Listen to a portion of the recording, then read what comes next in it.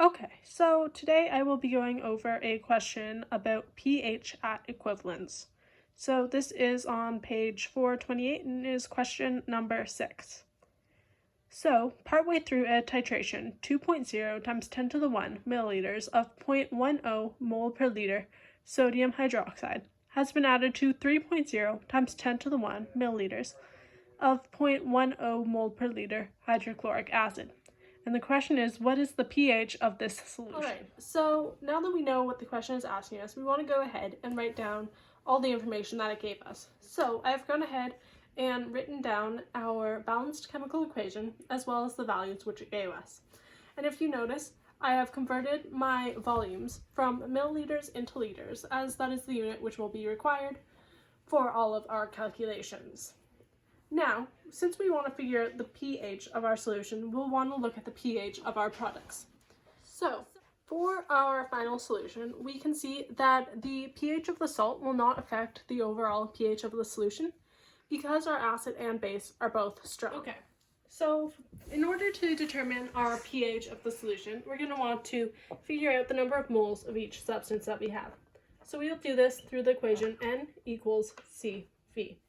So if we go through with our calculation, we will get 0.10 moles per liter times 0.20 liters, and that will equal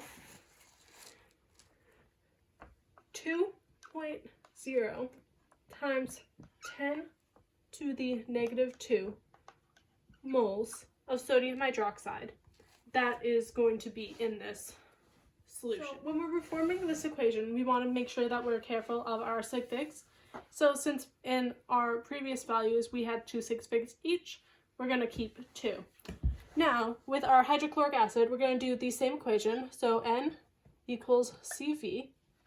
And then once we put in our values for that,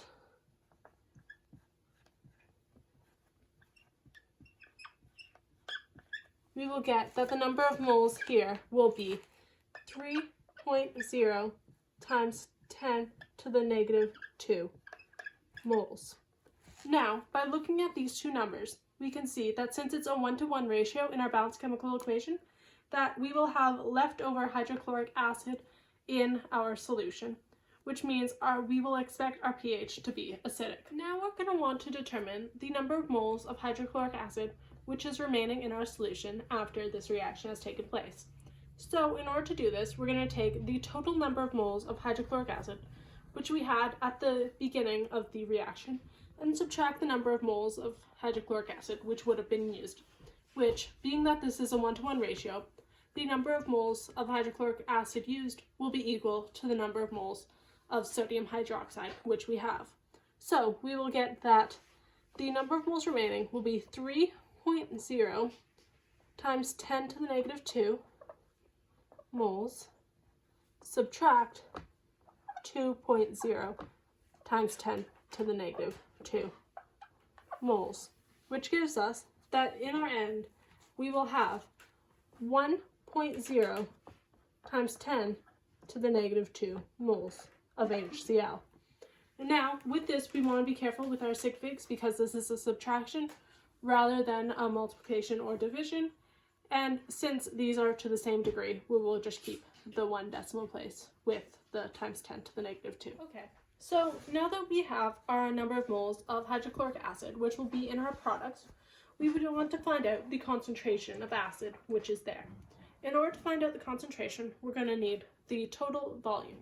So this volume will be additive of our volume of acid and base which we began with. So we will get that our total volume will be 0.20 liters plus 0.30 liters, which gives us a total of half a liter. Okay, so now that we have both the number of moles and volume of hydrochloric acid, we can go ahead and determine the concentration. So our concentration will be 1.0 times 10 to the negative 2 moles divided by 0.50 liters, which equals 2.0 times 10 to the negative 2 moles per liter. So now that we have our concentration of hydrochloric acid in our product, we're going to want to determine our pH. Now, we know that pH is the negative log of the concentration of hydronium ions present. And since HCl is a strong acid, our concentration of HCl will equal the concentration of hydronium ions. So, we can input our concentration of hydrochloric acid in as our concentration of hydronium ions. So, it will be the negative log of 2.0 times 10 to the negative 2 moles per liter, which equals 1.70.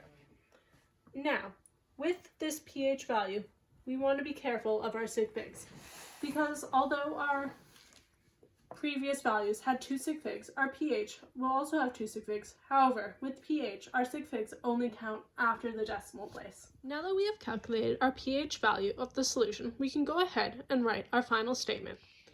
This value we know is correct because it is a very acidic value, which is what we expected, as it is the acid which remains in the solution at the end. So I hope this helped with being able to determine the pH at equivalence of a solution.